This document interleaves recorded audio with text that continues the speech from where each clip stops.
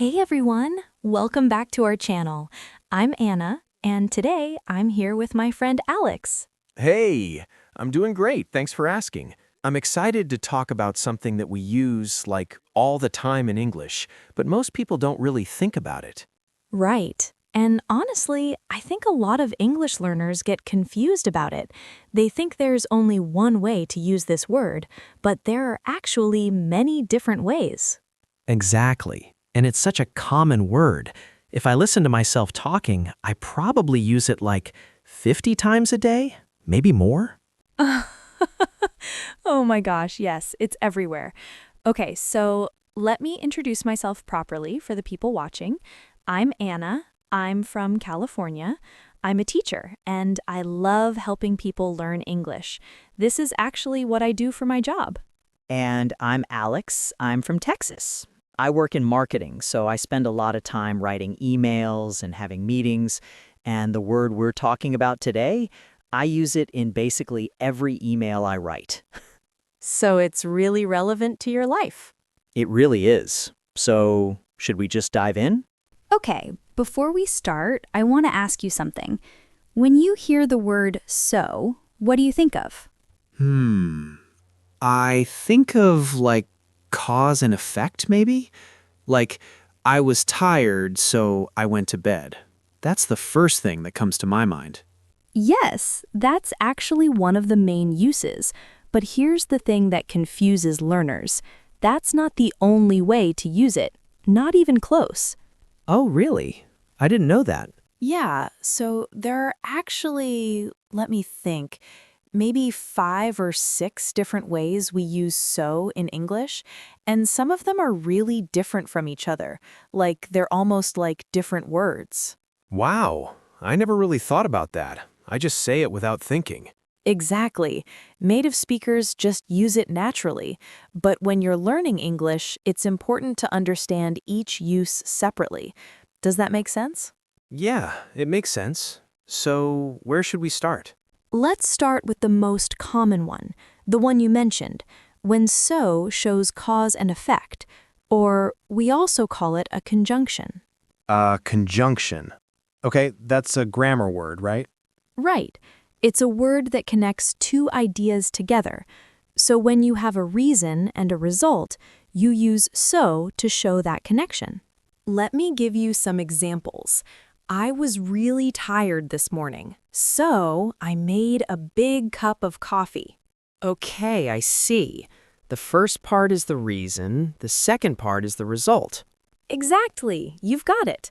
Here's another one. My car needed gas, so I stopped at the gas station on my way home. That's easy to understand. The reason is the car needed gas, the result is you stopped at the gas station. Perfect. And here's one from my life. I couldn't find my keys this morning, so I was late to work. This happens to me more than I want to admit. I can relate to that. Can I try one? Yes, please do. Okay, so I had a big presentation at work last week, so I practiced it many times before the meeting. Oh, nice. That's a great example. So the reason you practiced was because you had a big presentation and you wanted to do well, right? Right, I was nervous, so I wanted to be prepared. And this is probably the most common use of so that you'll hear in everyday English. It's in conversations, it's in emails, it's in stories, it's everywhere. Okay, so that's one use. What are the other ones? Well, the next one is kind of similar, but also different. And I think this is where people start to get confused. So, I just used so in a really different way. Did you notice? You said so at the beginning, but it wasn't connecting two ideas? Exactly, you're paying attention. When we use so at the beginning of a sentence, it's a little different. It's more like we're emphasizing something or we're moving to a new idea. Can you explain that more? Sure, let me give you examples. If I say, so I went to the grocery store yesterday, the so here isn't really about cause and effect. It's about I'm starting a new story, or I'm emphasizing the thing I'm about to tell you. Okay, so it's like a way to get attention? A little bit, yes. It's also just a natural way to start speaking. Native speakers do this all the time. Let me give you more examples. So, what did you do this weekend? The so here is just a natural way to start the question. It's conversational. Ah, I think I hear this all the time in real conversations. You do. Another example, so I had this weird experience at the restaurant. Here, I'm setting up a story. The so makes it feel more natural and conversational. Right. But the so isn't really necessary, right? Like you could say, I had this weird experience, and it would still make sense. Yes, exactly. The sentence is still grammatically correct without it, but it feels less natural, less like how native speakers actually talk. Interesting. So native speakers add this so to sound more natural? Exactly. And here's something important. In written English, especially formal writing, you might not use so this way. But in spoken English, in conversations, in casual writing like texts, it's everywhere. So it depends on the context, formal or informal. Exactly right. Okay, here's another use, and this one is really interesting. Sometimes people use so when they're responding to something. A response? Like, how? Let me show you. If I ask you, do you like pizza? You might say, so I love pizza, but I don't eat it very often. Wait, but why would I say so there? That's a great question. Honestly, it's not really necessary, but some people say it when they're thinking or when they're about to explain something more complicated. So it's kind of like a filler word, like or A little bit, but not exactly the same. It's more intentional than that. Let me give you a real example from my life. Last week, my friend asked me, "Why did you quit your old job?" And I said, "So, I was working there for 5 years, and I was really unhappy. So," see how I used it twice there? Oh, wow, you did. The first one was a response word, and the second one showed cause and effect. Exactly. You're really catching on. So when you're explaining something, explaining why you did something or how you feel about something, you might start with so to introduce your explanation. That makes sense. It's like saying the answer is. Kind of, not exactly, but close. It's a softer way to start explaining something. Wait, you mentioned filler words before. Is so actually a filler word? Yes, and I actually didn't realize how much I did this until I started teaching English. When you're thinking, when you need a moment to find the right word, many people say so. Like instead of Exactly, or along with other filler words. Listen to this. I was thinking, so maybe we could go to the park, this weekend? See how I used both so and Yeah, I notice a lot of people do that. They say like a lot too. They do. Like is probably the most common filler word, especially for younger people. But so is becoming more and more common, especially in professional settings. Interesting. So it's a way to give yourself time to think. Yes, your brain is working, your mouth is talking. They're not always working at the same speed, you know? That's so true. I do this all the time in meetings. I'm thinking about what to say, so I just start talking with so before I know what I'm going to say. Exactly, and it's completely normal. Native speakers do this. It's natural. It's not a mistake. It's just how real people talk. Okay, here's another really common use. In questions, so appears a lot in questions. Questions? Like, how? Well, you can use so to ask for clarification or to show that you're interested in something. Let me give you an example. If I say, I'm thinking about moving to a new city, you might ask, so where are you thinking about moving? Ah, so the so here makes the question feel more conversational? Yes, without the so, you could just say, "Where are you thinking about moving?" And that's still okay. But with the so, it feels more natural, more like you're really engaged in what I'm saying. I think I use this when I'm having conversations with people. I'm asking questions to keep the conversation going, and I probably use so a lot. You do. Most people do. Here's another example. Let's say your friend tells you, "I went to this amazing restaurant yesterday."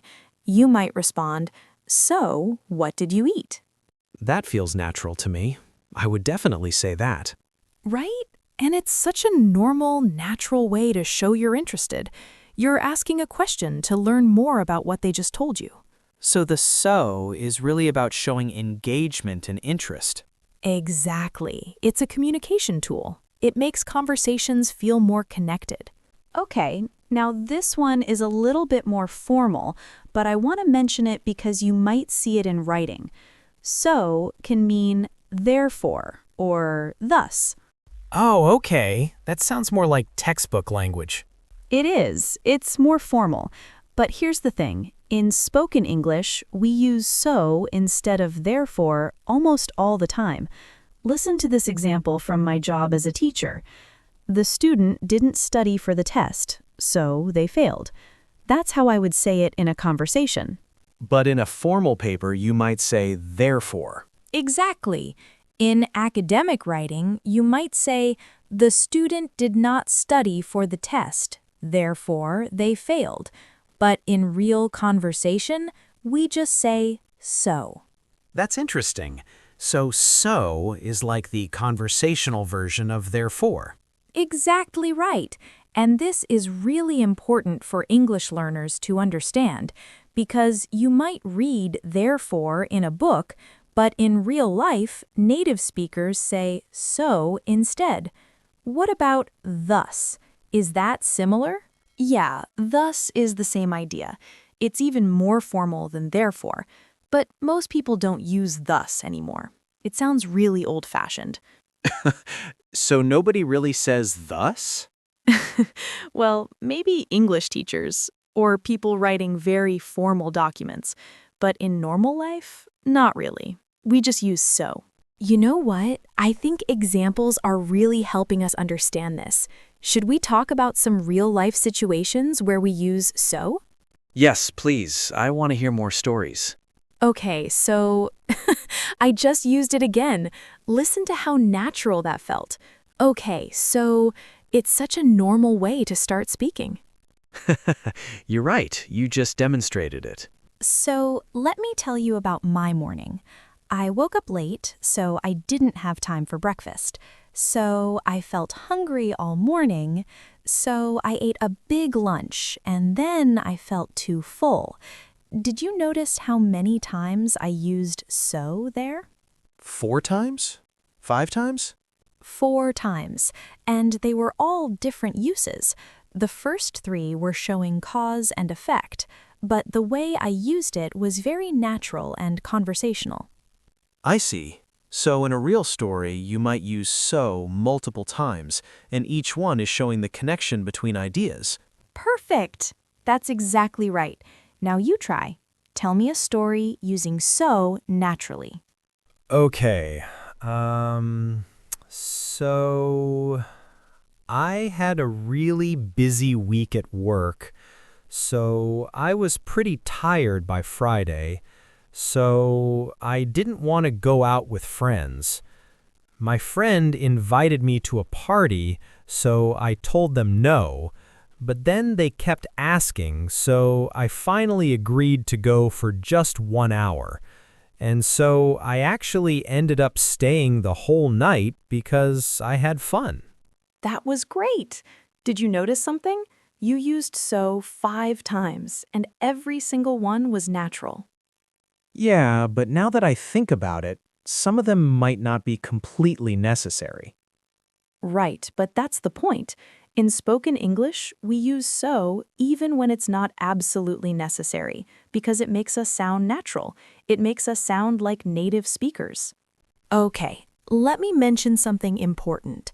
Sometimes English learners try too hard to use so because they know it's common, and they end up using it incorrectly. Oh, what do you mean?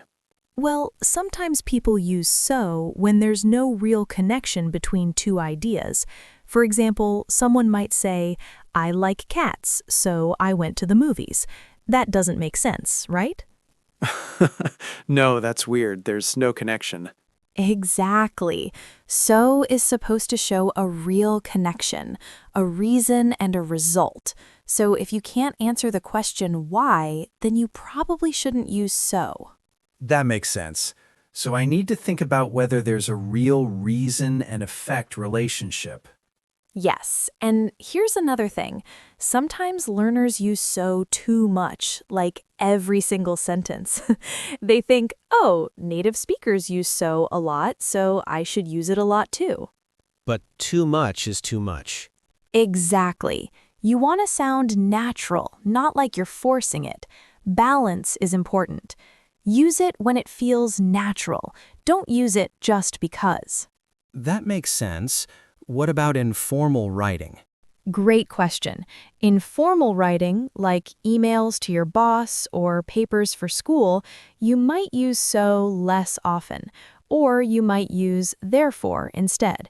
It depends on the context and what's appropriate. So context is really important. Exactly. And that's what makes English challenging, right? It's not just about the rules. It's about understanding when to use those rules.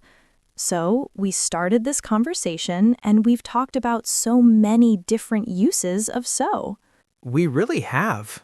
I never knew there were this many ways to use one word. Right? And the beautiful thing is, native speakers don't think about these rules. We just use it naturally. But now that you're aware of it, you can start paying attention. What do you mean? Well, when you watch movies or listen to English conversations, you'll start noticing so everywhere, and you'll see how native speakers use it in all these different ways. That's when real learning happens. That's a good point. So I should pay attention to how other people use it? Yes, listen to podcasts, watch videos, have conversations with native speakers, and notice how they use so. Because that's the best way to truly understand how language works. I think this was really helpful. I feel like I understand so better now. Even though I've been using it my whole life, I never really thought about all these different uses. That's what I love about teaching English. Even native speakers learn new things. There's always something to discover about language. So what should people do if they want to practice this? Great question. I would say start by being aware of it. When you speak or write, notice when you use so.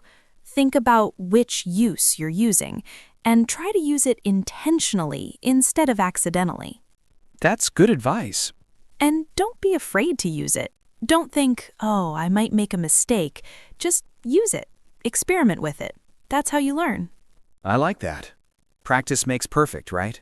Exactly. Practice makes perfect. And honestly, after this conversation, I think you're going to be very aware of so. You might even use it a little more because you're thinking about it now. That's probably true. I'll be saying so over and over. And that's okay. That's how language learning works. First, you become conscious of something. Then, with practice and exposure, it becomes natural again. But now you understand it better. This has been really fun and educational. It has. I love talking about English with you because you ask such good questions and you're genuinely interested in understanding how the language works. Thanks. I think a lot of people realize they use words like so all the time, but they don't know why or how. So this was really helpful. That's exactly right.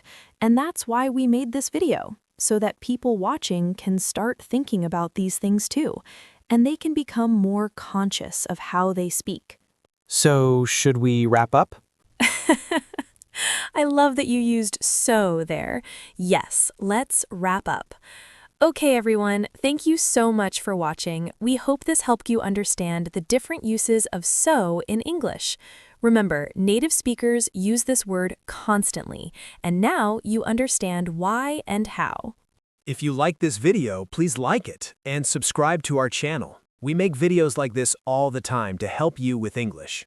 And let us know in the comments, do you use so a lot? Have you noticed these different uses before? We love reading your comments. Bye, everyone. Thanks for watching and see you in the next video.